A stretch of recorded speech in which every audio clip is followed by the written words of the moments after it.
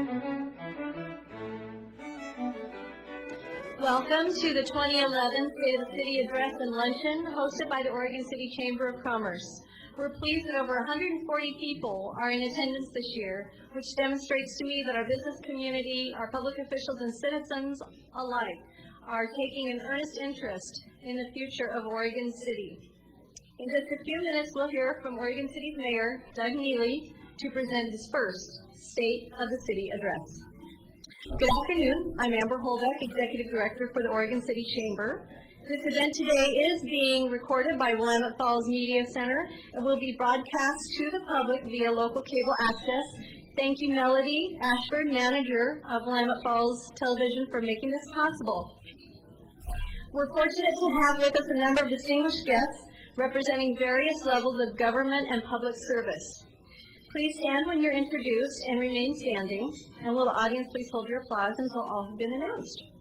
Representing the City of Oregon City, Mayor Doug Neely, City Commissioner Betty Mumm, Police Chief Mike Conrad, Department Head Nancy Ives, City Recorder, Scott Archer, Community Services, David Wimmer, Finance, Nancy Krushauer, Public Works, Jim Leffler, Human Resources, Tony Conkle, Community Development. And representing Education, Oregon City School District Superintendent, and I don't know that he made it yet, Roger Rita. Roger, are you in the house? Okay. Oregon City School District Human Resources Director and incoming Superintendent, Larry Didway. Clackamas Community College Board of Education, Chuck Clemens, Jane Reed, Ron Adams, and Carlotta Collette, who's also known as Metro Councilor Carlotta Collette. Representing Clackamas Fire District Number 1, Director Thomas Joseph, Chief Ed Kirchhoffer. Representing Clackamas County, and I don't know if she's made it yet, Ann Leininger, County Commissioner Ann Leininger. And representing U.S. Congressman Kurt Schrader's office, Allison Craig. Help me welcome all of these folks. Thank you for being a part of our community.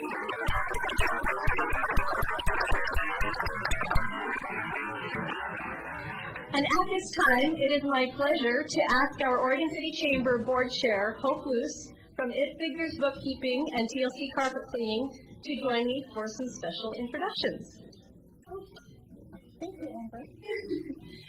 10 businesses this year are taking advantage of a premier opportunity for members called the Chairman's Circle.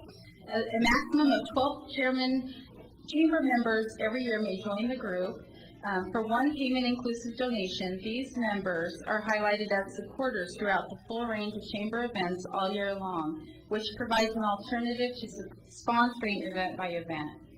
It's my privilege to recognize our 2011 Chairman's Circle businesses. Would these members please stand to be recognized, and would our audience please hold your applause until everyone's been introduced. The Abernathy Center,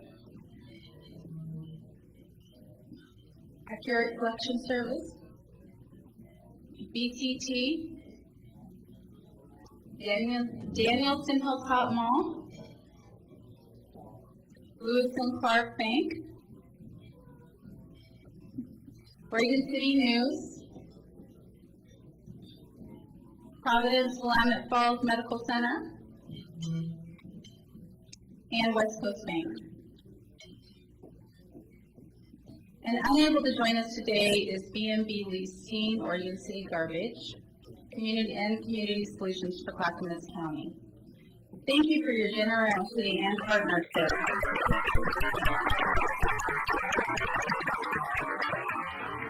It's also my pleasure to work with a talented group of people on our Chamber's Board of Directors who are in the audience today. Please stand to be recognized. Again, hold your applause. Tim Shea with CCC Small Business Development Center. Vicki Smith with Clackamas Community College. Task Board Chair Mark Ellingson with Lewis and Clark Bank. Chair-elect Mike McCarroll with Minuteman Press. And Roger Rada is not here at this time. Okay, well, he's an appointed member of our board as well. So thank you all for serving our chamber so well.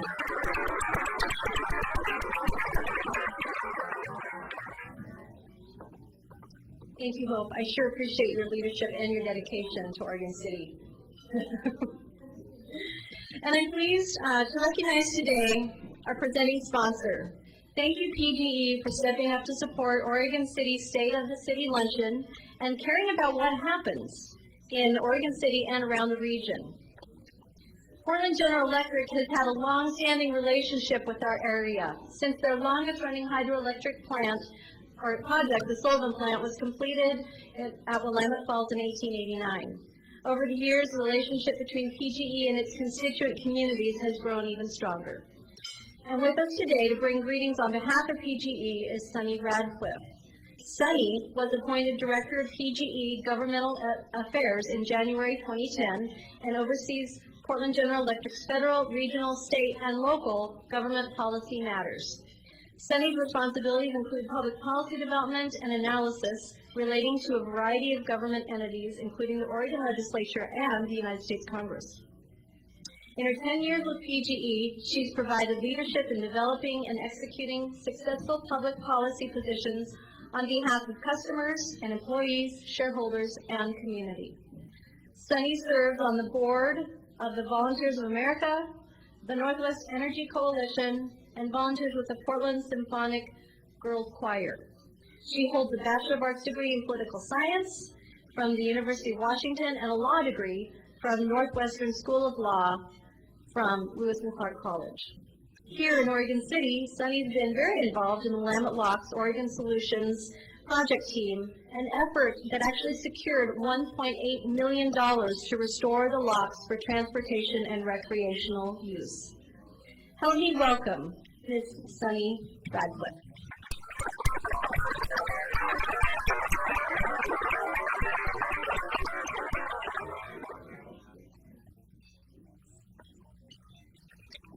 Hi, everyone. Thank you, Amber, and greetings to Mayor Neely, council members, fellow chamber members, and guests. It's a real pleasure to be here today representing Portland General Electric, and we're very pleased to be a sponsor of today's State of the City address in partnership with the Oregon City Chamber of Commerce, this being, of course, Mayor Doug Neely's first State of the City address.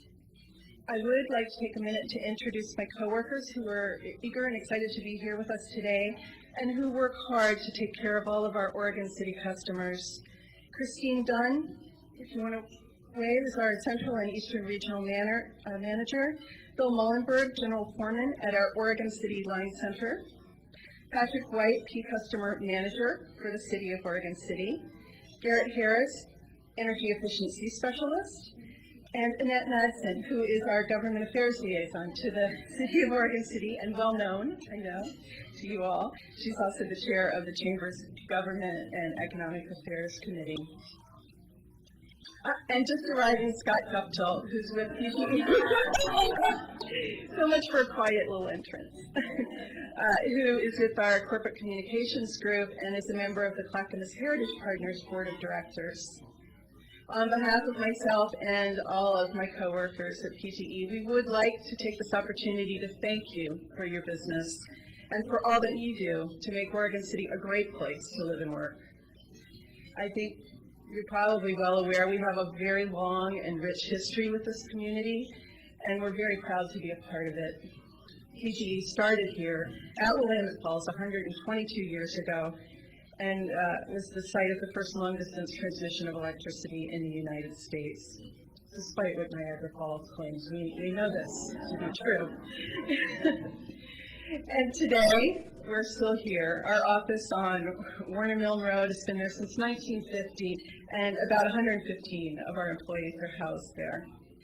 We've been at the table as part of the Willamette Falls National Heritage Area Coalition, worked hard on the Locks Coalition. We've got employees volunteering with various nonprofits based in Oregon City, including the Clackamas County Children's Center, Clackamas Heritage Partners, and Oregon City Youth Sports. And we're very pleased that we can be so engaged and involved in this community.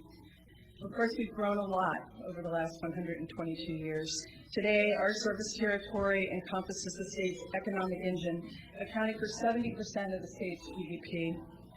We have well over 800,000 customers at this point, and we serve a population area of over 1.6 million people.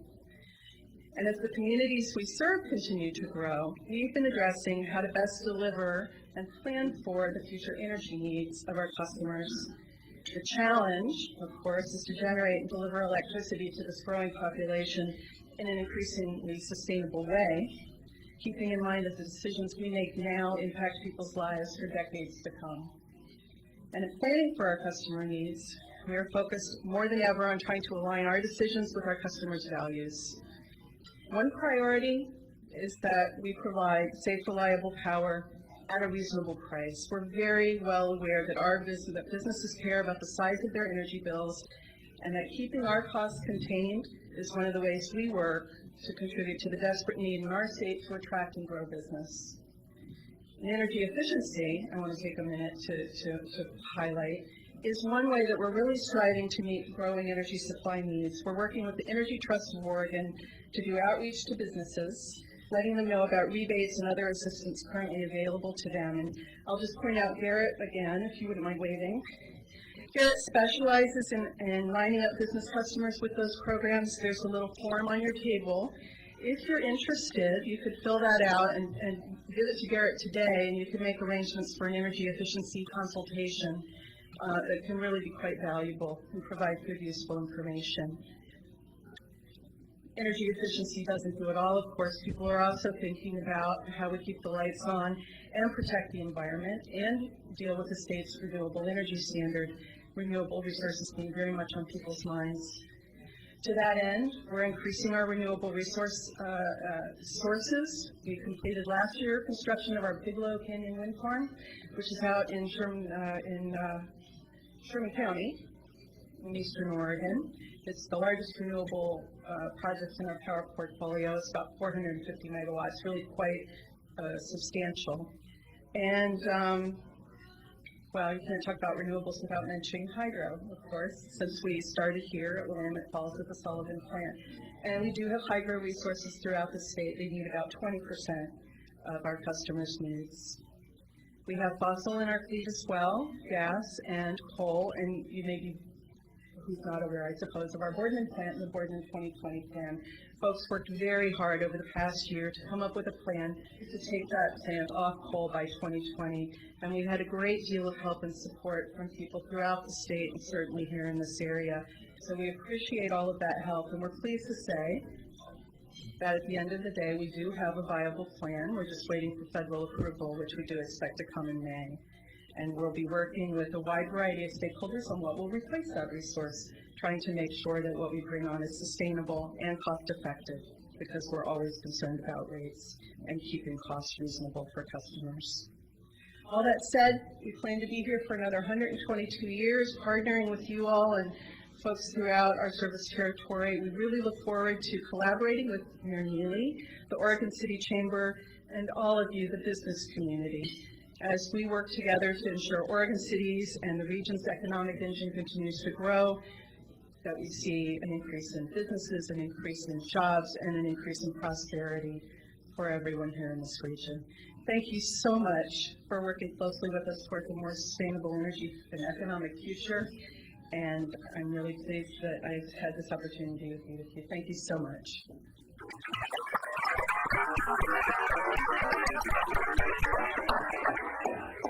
Thank you, Sunny, and thank you, PGE, for your sponsorship and involvement in this community.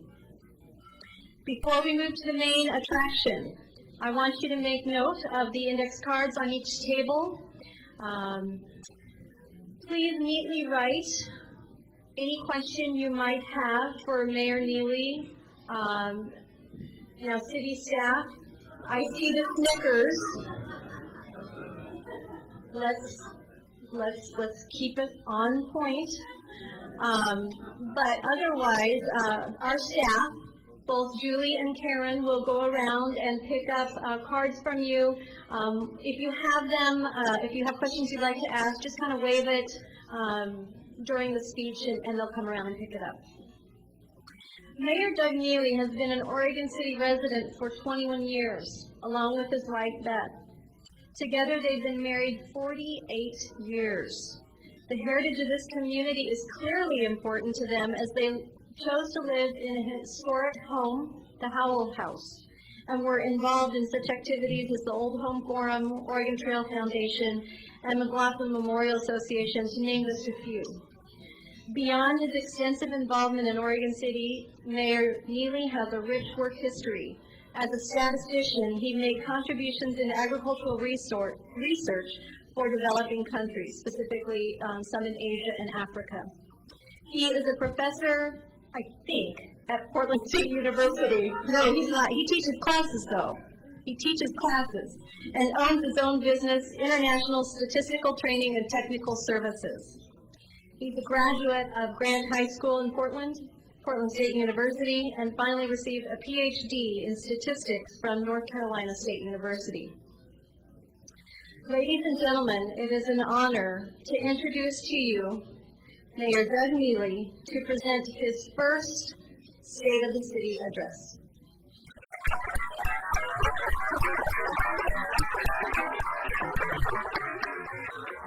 I don't know if this will extend tall enough. Chris, can you pick him up? On teaching at Portland State, my contract says I think it's a junkie professor, an adjunct professor. I'm not a professor at Portland State. I heard, I saw some of the staff members, I think, are trying to come up with questions. I do want to point out that although we're called a city commission, we're actually a city council. We do not have a strong mayor position. One of the few powers I have specified in the charter is that I can determine the order of the agenda. There's not a whole lot more than that. And of course, we depend tremendously on our staff and so forth. So almost any questions I get, I will identify the appropriate staff member to direct them to.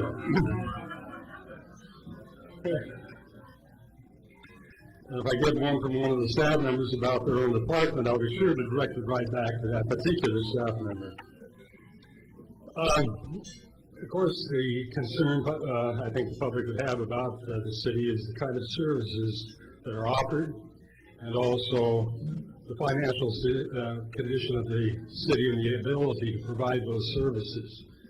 Now, Oregon City is very fortunate. At this time of its history, its financial situation is pretty good, better than most of probably the municipalities in the metro area during this period of a severe recession. Back in, I knew I should have worn my glasses, but that's okay, I'll find it.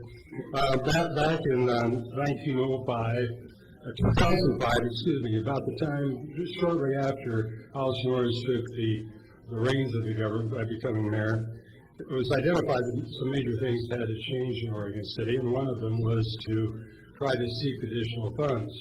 And the decision was made early on to close the Hilltop Urban Renewal Agency and have some of those funds then come back into the general fund.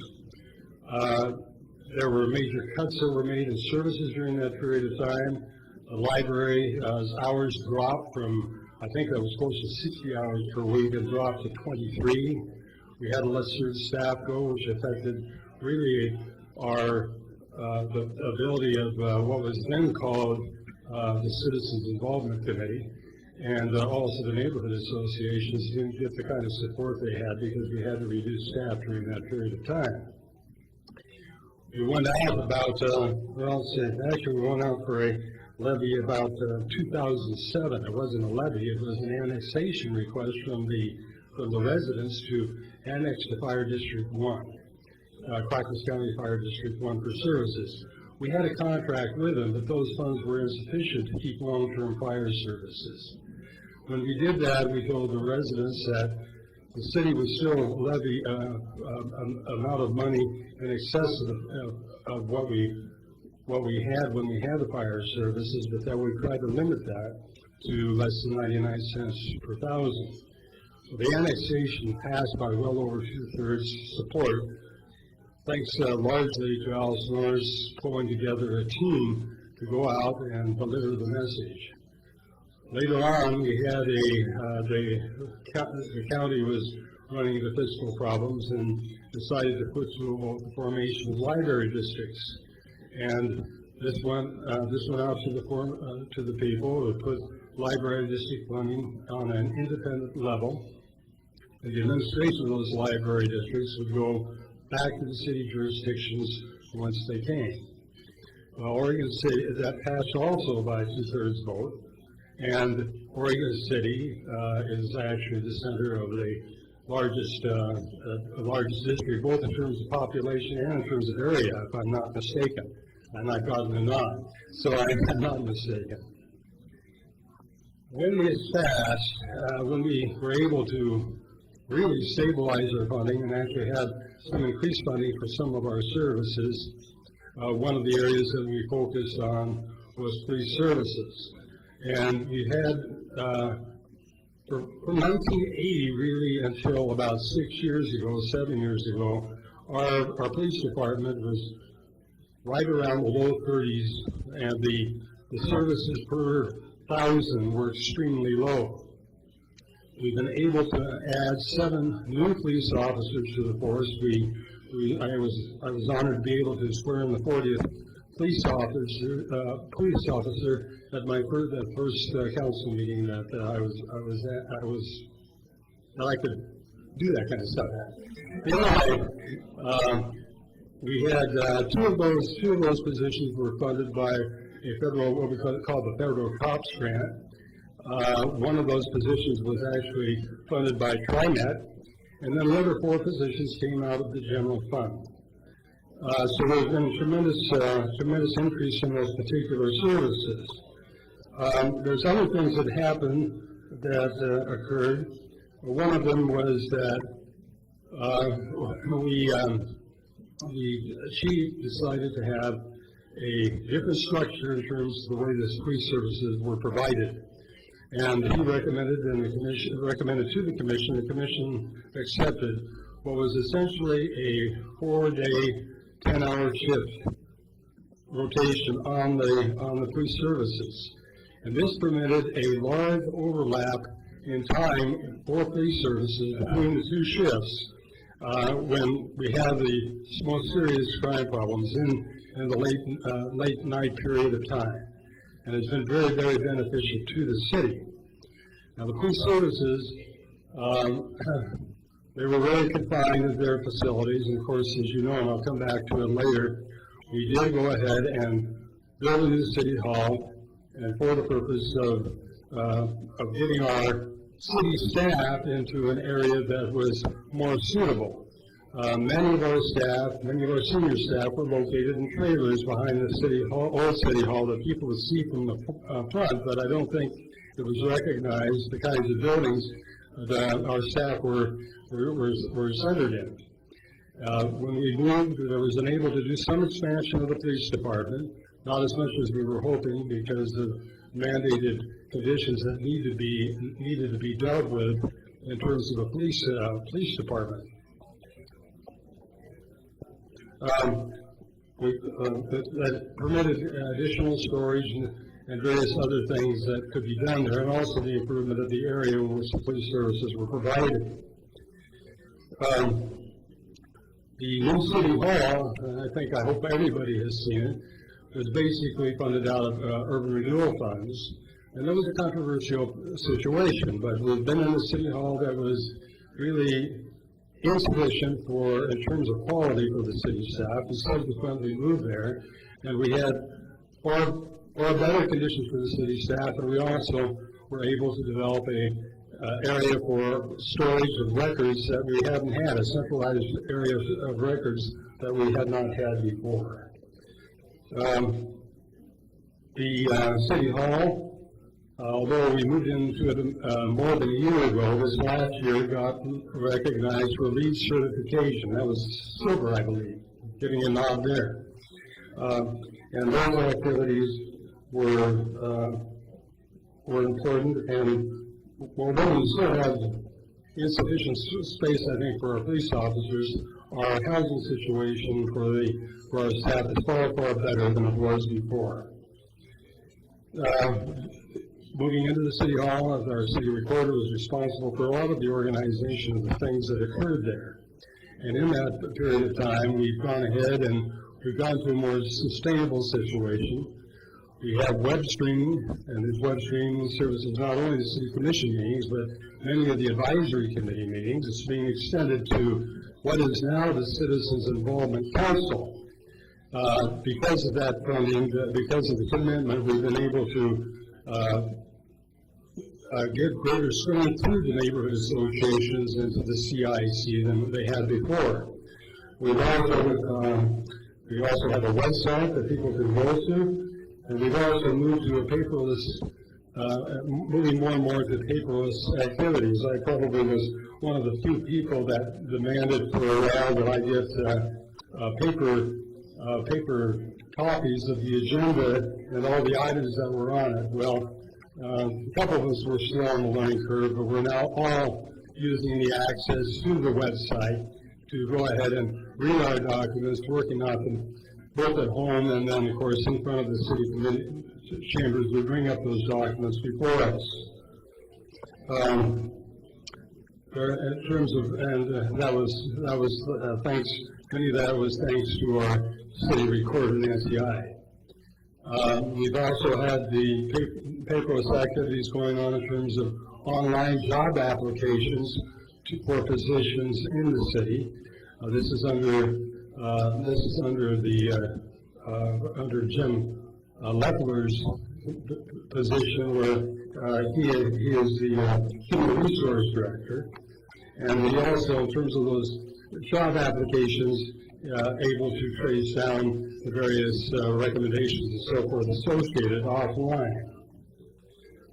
Our planning department under Tony Conkle also does applications online now. And in that department, we've had some major changes over the year. We've gone through major code changes. I don't know how many of you go down Glen Oak Road, but a few years ago there was an application which was approved for a multi-housing development that was there. While we did have code conditions that apply to the removal of trees, they only applied to the removal of trees in areas where the buildings would not occur. The actual building envelope, we did not have that. Well, what happened is we had a multiple housing project go on in there. Out of 800 trees, I believe 785 fell within that building envelope. They were all cut down. And there was no mitigation for these trees. Well, this tree code has been changed so that any trees that are removed within the building envelope are mitigated by getting additional trees in areas that are probably environmentally more challenged, but in areas that will improve our general area. That particular area is really a kind of a ugly spot if you go by it, because a few row houses were built, but with the failure of the housing market, most of them were not. And so if you have bare fields, we have policies now that won't occur. We've also gone to LiDAR imagery, and this imagery is laser-based imagery, satellite imagery that we get that identify areas in terms of their steep slopes, the ability to develop on them, and also determines where some of the fault lines are. I think it's extremely positive. It helps us determine where we can safely build structures and where we cannot. I wasn't too pleased with it when I found out that the Bolton Fault went right through my backyard, but that was something that I wasn't aware of, but that's what the LiDAR imagery found. In terms of, we're also in the process of doing inventories of historic structures in Oregon City. We're citing them as locally designated structures. This hasn't been done since the 1970s. You might go by houses in Oregon City, some of the old ones that have plaques on them. These were houses that were identified on our local inventory as historically significant or architecturally significant houses. There are some restrictions that are placed on these houses, it's owner agreed upon. You don't designate a house unless the owner agrees to do it. But it does protect the exterior. And so we keep those exteriors in essentially the condition they were at when they put on the local inventory. Well, nothing's happened since 1970 in terms of the listing, and several houses, just because it's been a long period of time, would qualify for that listing, and that inventory is occurring now. A couple of other things that we've gone through is the designation of urban and rural reserves in the metro area. The decision was made some time ago at Metro. We had to identify those areas in which urban expansion could occur, probably would occur in the future, and at the same time preserve our important rural areas. And so there was a tremendous effort put on at the county levels, at the city levels, at every level to identify where these particular areas were located. Oregon City has certain urban reserves that are now identified where urban expansion can occur. There are other areas that are protected in terms of their rural significance, and the intention is to really have those identified for a 40 or 50-year build-out. There are some areas that didn't get designated at all, and probably one of the challenges we face is to work on a vision in Oregon City that comes up with the use of those urban reserve areas, the development of those that can preserve both the community of Oregon City in terms of its vision, but also the vision of some of our rural communities adjacent to us. Probably the most important one is Beaver Creek. Beaver Creek has formed a hamlet.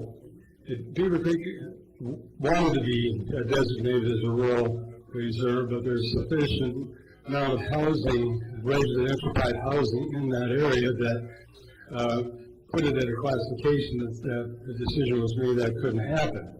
But we hope we can come up with a development that meets both the visions of the Beaver Creek community and of Oregon City in the process, even though it's something that may not happen until the longer term future. If we start identifying those things early on, I think will be a tremendous benefit to us. One of the other things that we have done is we've also hired a new building official, something that we weren't able to do for some time. And that's been in the program then under Dan Redlow, our planning director. I use terms that everybody understands. We have our departments that were renamed community this and community that. And one of them is the community services department, and all departments provide community services, so I could never figure that out. So when I refer to these departments, I'm referring to them by names that most people can identify them by. The Public Works Department, well, there have always been improvements that are occurring in the city due to efforts in the Public Works Department. And in this last year, we had the, what was the historic First Station in Oregon City. It was a station that had been moved actually all the way to Portland, Oregon, and it apparently was scheduled for demolition. Somebody informed former Mayor Dan Fowler about this. This is before he was mayor, and he realizes the significance of that particular structure, and he brought it back to Oregon City. And the Oregon City Commission decided that old station was serve as a great station for an Amtrak station. This last commission went ahead and they approved the purchase of it, and Dan Fowler moved it to the current location next to the Amtrak station. While we haven't yet identified the specific uses the station to be used for, it is a great station to have. Probably one of the things that we'll be working on is trying to, if there is a rapid rail system that comes in between Eugene and Portland, to assure that our station is, in fact, part of that particular system. Other things, courageous people in the Park Place neighborhood have been complaining about the fact that Holcomb Road was an extremely dangerous place to walk on. We had Holcomb School up above there, and we had this extensive space within our city that were served by no sidewalks. This last year, we connected the sidewalk to the rest of the system there on Holcomb Road, and it was a major achievement. We had also funding from the state's stimulus funding that came to the state. The state allocated monies for two major projects. One that we had identified some time before, and that was the disintegrating promenade wall. If you walk along the Rockland Promenade above Old Town, there was this great stone wall that was built during the boy, it's escaping me, I don't know why, the WP area projects of the Great Depression. Well, it was deteriorating. Rebar was being exposed on the concrete railings that were there, and it was really becoming a ugly piece for something that was so historic and had been recognized as a historic structure by our Historic Review Board. Well, we got stimulus money to fix that particular concrete wall. And if you look at it, you'll look at a certain portion of it at the bottom portion where you have concrete over the rocks, and you'll see that there are cracks forming. Well, that was a concern for several of us, and then we found out that, looking at it, some cracks had formed on the old structure. It's just the nature of the material. There are a few things that we had to repair, but in fact, it has been put into the kind of condition that existed at the time, that showing the nature of the stone and everything. It was this extremely important project for the city. One project that finally came to a close, I think people that had businesses in this area thought it took forever, but was Warner Milne Road, where we had Warner Milne coming up.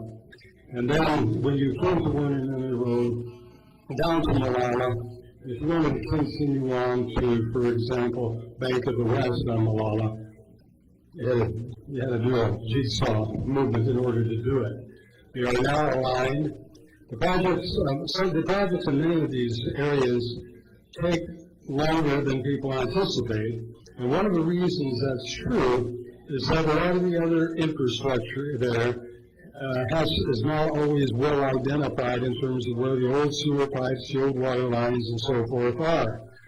And Public Works has taken this policy, which is a reasonable one, when you're going to ever do some major construction on the road, what you do, unless you have relatively new infrastructure in terms of sewage, wastewater, storm wastewater, and potable water systems coming through there, and they're old, you not only fix the road, you fix that particular infrastructure. And sometimes you just don't know where that infrastructure is. You think you know, you have maps, but they weren't all that good. But these projects are done, and probably when they're done in a major way, they won't have to be redone for a long time, unless they got some kind of a fiber optics group or something wants to tear up the road and put something in there. Actually, any of the other utilities that come in are given sufficient notification, so if they need to do some work in there, they can do it in the time that we're doing the construction.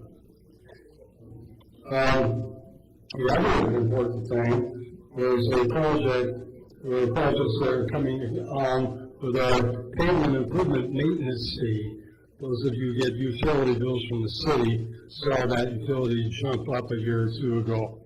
Well, the City Commission decided to put in another fee because a lot of our streets were coming to the point of the end of their lives, and we needed to have a maintenance fee to go ahead and do this. And we had a lot of phone calls when people saw their utility bills jump up.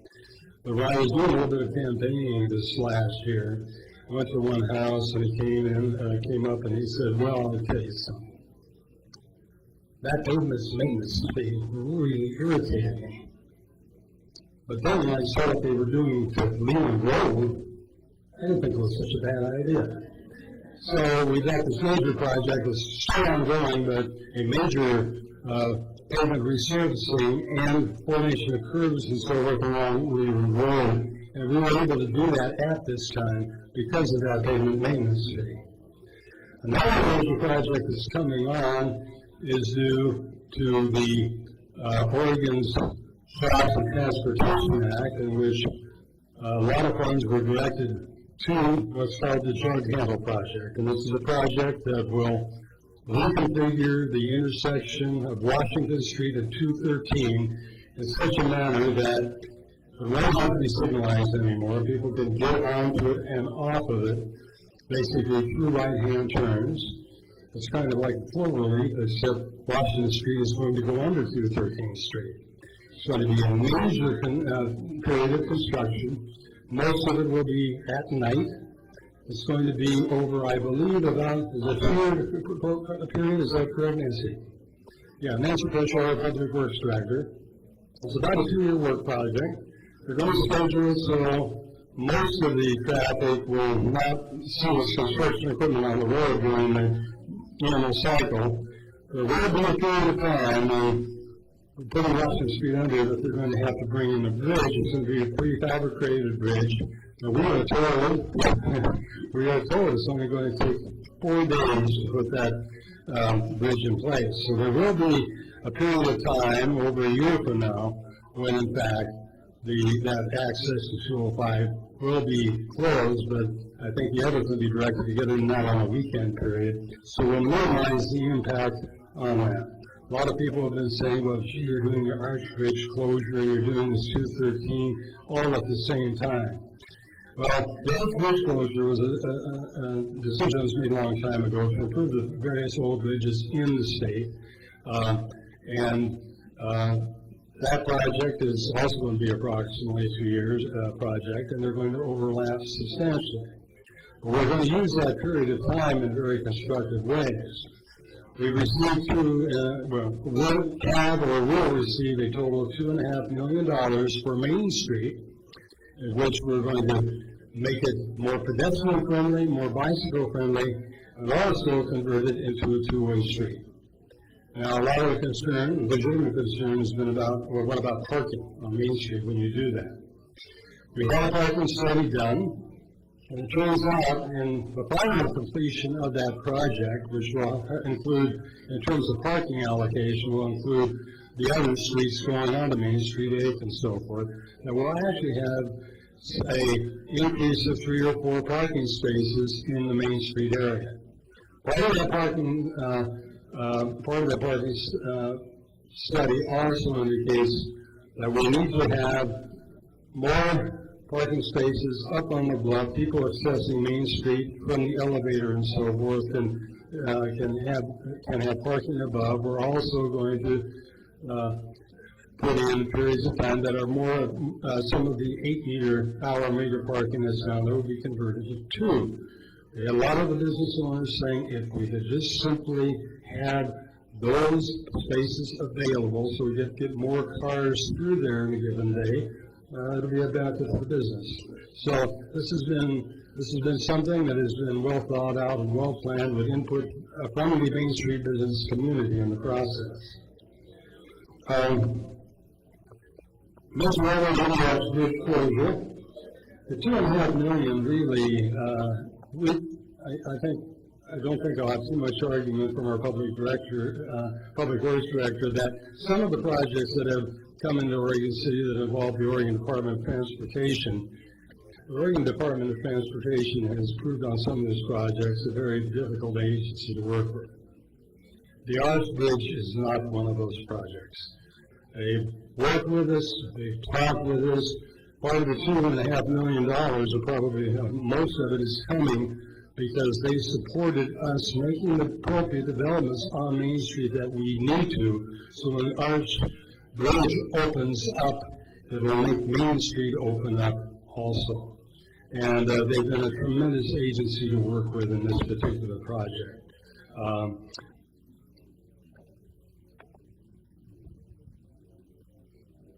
The other thing I wanted to mention was the use of the elevator.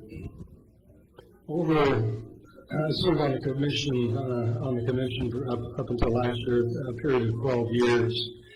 And in probably the first 6 of those years, I could look at the elevator usage one year to another. They used to plot them out for us on a yearly basis. And there's this continuous decline in the elevator usage. This has turned around dramatically in the last 4 years. Part of it is due to the fact that during the summer we've actually had longer elevator operating hours. Part of it, I think, has a lot to do with what's happened on Main Street. A lot more people in my neighborhood. I'm just up there off 12th Street a little ways. She mentioned the Howell House. Actually, there are 3 Howell houses. My Howell house is on 12th Street. It's across from Barclay Park. But I'm in this general neighborhood here, and I think a lot more people are going down Main Street as pedestrians and so forth to utilize the various restaurants and so forth that have been built. I'm going to come back to that later, but I did want to mention that there's been this tremendous increase in elevator usage in this last 4 years. That's even been more dramatic in this last year with the increased hours of operation.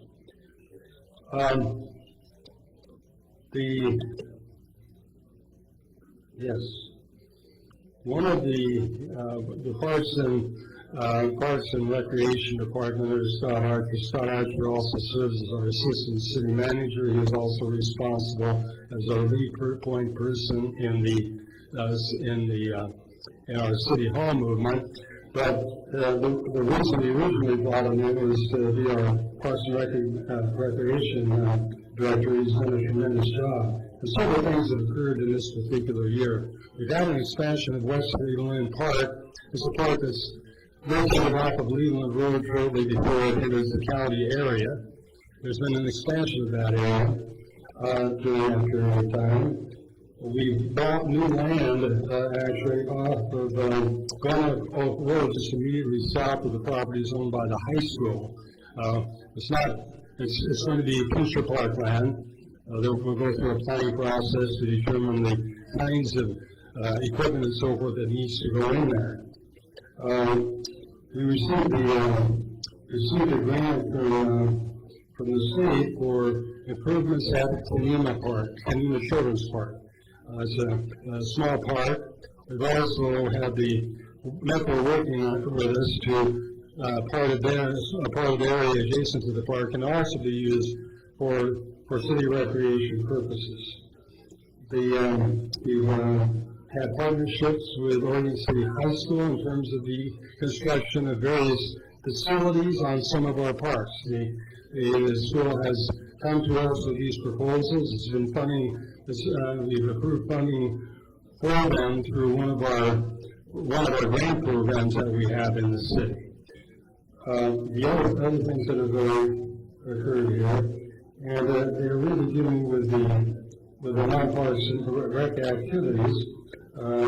He's currently serving as our city manager pro tem. Our city manager is on vacation to Hawaii. I plan to talk to him when he comes back about his missing this particular meeting when I give him my first State of the City address.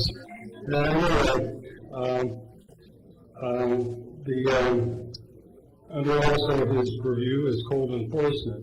Nobody wants code enforcement. It used to be in the Public Works, and I think Nancy must have just objected very strongly to it. And then Scott Archer got thrown code enforcement, and he's having to deal with code enforcement issues. I think it ought to be given to the police chief personally. He's trying to stand around. I think it should be put directly on the city manager. Go ahead.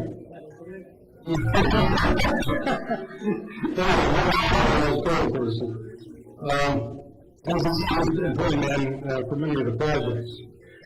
Challenges that we're going to face, several in the Parks Department. Everybody knows the end of the Oregon Interpretive Center has been closed for a better part of probably around 2 years now. That's a city facility. And we've had some consultants come in and give us some recommendations, but any recommendations and some of the recommendations, not only one, but anyone we decide to pursue is going to cost money. And we don't really have it at this time. The Old House is really a challenged facility. This is the only Hudson's Bay structure in the United States. Of course, Hudson's Bay fur trade was an important area in the early period. Somebody give me, where's Karen? Where?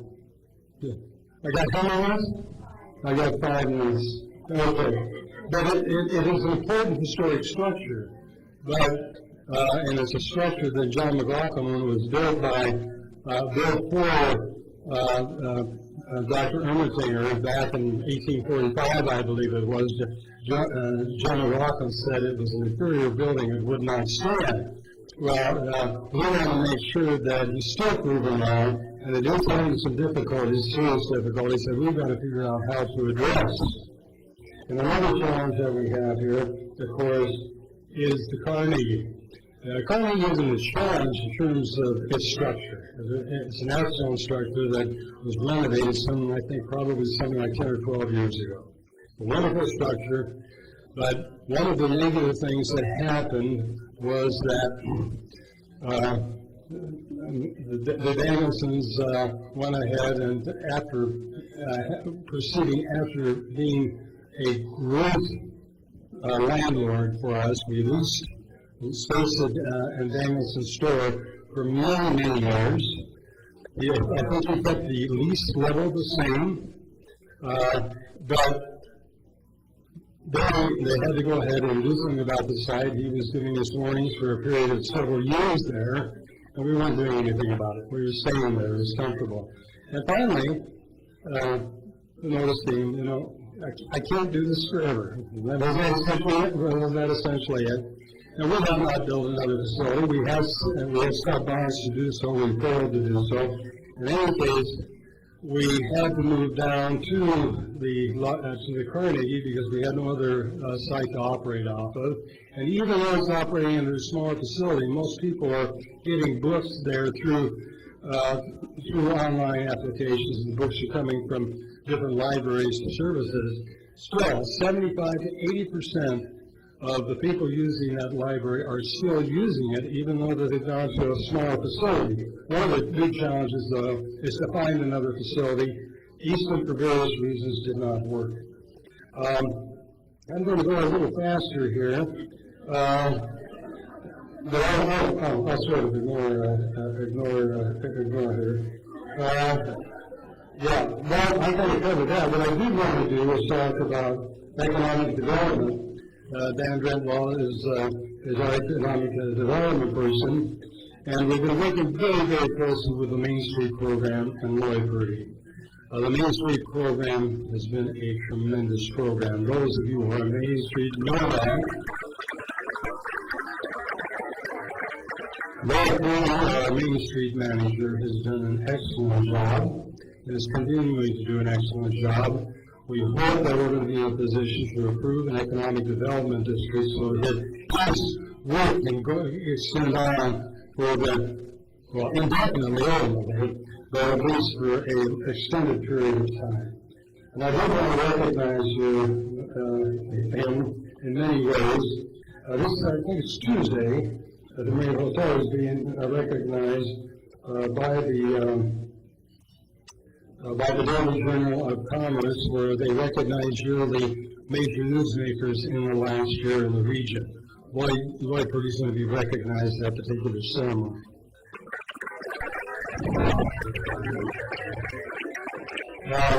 We've got recognition.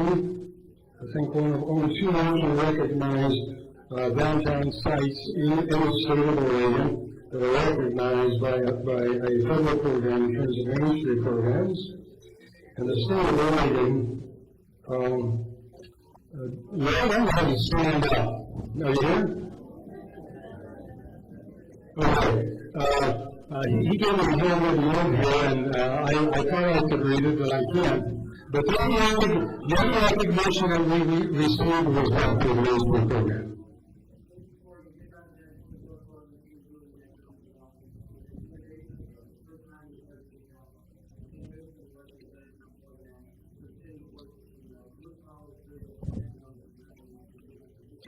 He's been a good and there's a lot of excitement. The Urban Renewal Agency has been given storefront grants to help storefronts. We awarded 3 of them at the last city commission meeting, and we wish we had more money to actually contribute to that, but people down there have noticed this major improvement. Trying to, I guess, move through faster. Our Urban Renewal Agency, we've had 2 major proposed projects, I think you all know, called the Coast Project and the Rivers Project. The Coast Project, I think partly because of, well, almost totally because of the tremendous recession, the kinds of plans that they had there probably aren't working that well, and they're trying to They've gotten an extension up through October to identify financing, and they'll also be looking for probably additional, different kind of nature of structures that they'll be doing. The Rivers Project, Commissioner Rocky Smith at the Urban Renewal Commission meeting put forward a motion to invite Senator Cal to bring in the draft development agreement to the Urban Renewal Commission so that we could get the ball rolling on that particular project. And that passed. There's not unanimity. I think everybody knows there's not unanimity on the members of the commission on that particular project. But those that are interested in that project look at what's happening as it evolves, make your voices known. And let's see, there's 2 other things we need to do. We have concept plans for the Beaver Creek area around the college, Beaver Creek, and also Fireplace. But annexations in recent years have failed dramatically. And I think they've failed dramatically because people don't see the point in bringing in new lands when we're not building new housing, and we've seen housing projects stop dead, and some of them left unbuilt. You even had an annexation of just less than an acre that only passed by 52%. So there is kind of, I think, an anti-growth sentiment in the city as a whole, particularly in terms of residential property. We'd like to work with the college and with the high school to try to identify the kinds of employment areas that can be built out along the industrial employment lands around the college. We need to move on this particular area. And I think with that, and I really got other points here, I don't want to continue rambling. I know Amber got very upset with me at the end when I was of the chamber dinner, when I had Alice up there and I was talking about her and I was talking about her and I was talking about her and I was talking about her. But she was a tremendous mayor in these last 12 years. Many of the projects we've had come forward have really required lobbying. Talking to state representatives, talking to congressional representatives from the state, talking to the governor. And it was through this tremendous tireless work that she was able to do this.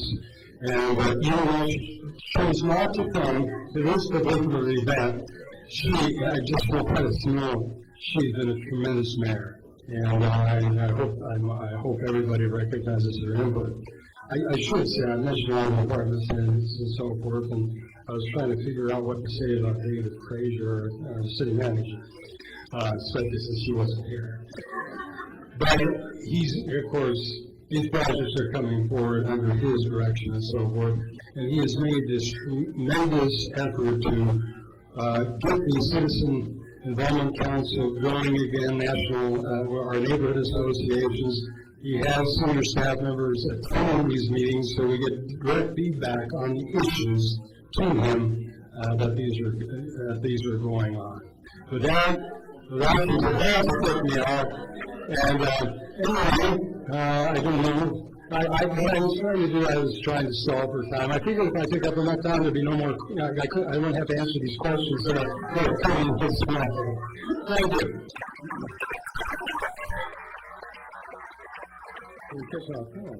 But I just want to say thank you, Mayor Neely, for being part of this, Thank you.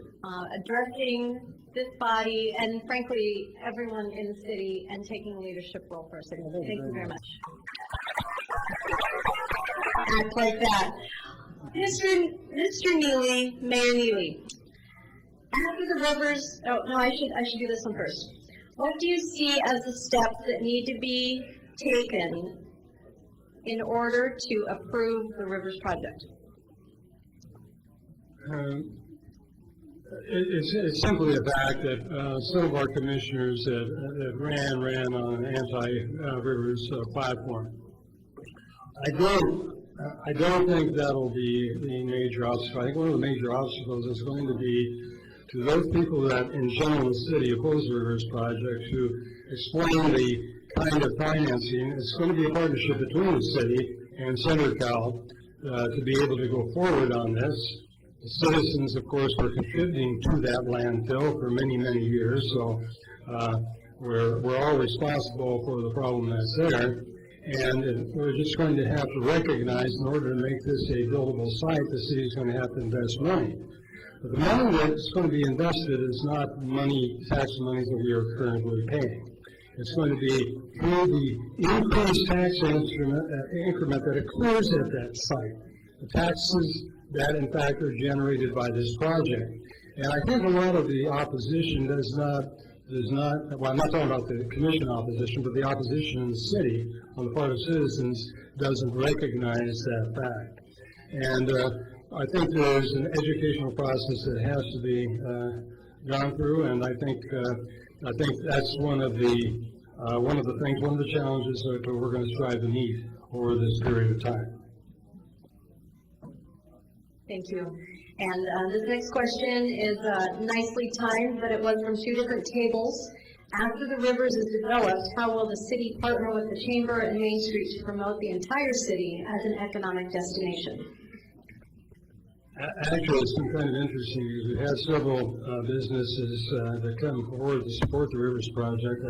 I talked to probably the two longest-term continued family businesses in Oregon City. I talked to Tom Bush, talked to Jerry Hopp, Hopp's Upholstery and Bush Furnishing. They're in favor of this project. Their feeling is we've got to have people coming to this area. The project that's coming forward is going to attract many, many tens of thousands of people, and even if 1 or 2% of them decide to come down to Main Street, that'll be a great benefit. But we're going to try to look at our whole trolley system operating to serve that area, bringing people down into Main Street, and I think that's one of the major ways we can do it. But other ways is perhaps we can develop visuals at the sites that indicate what is available at Main Street, either on that site or on sites that are in fact currently owned by either the city or the urban renewal agency. And we do have city-owned sites down there too. So we recognize that as being important. There is this bottleneck. We recognize that. You've got Washington Street going across the narrow bridge, and there's really no other access to Main Street other than that one. But we're going to do our best to address that particular issue. Okay, and we'll send one more question at you. How will Oregon City attract major development when so many on the commission seem to be against major development? Well, that's kind of difficult one for me to answer, and I'm not opposed to it. But we've directed our attention to the rivers. I think there's probably unanimity on the need of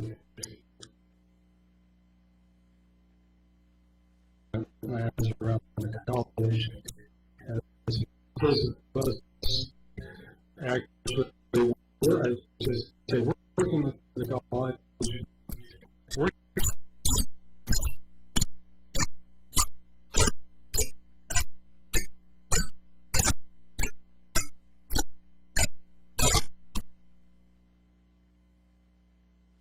has tremendous responsibilities and internships for our students, maybe job-based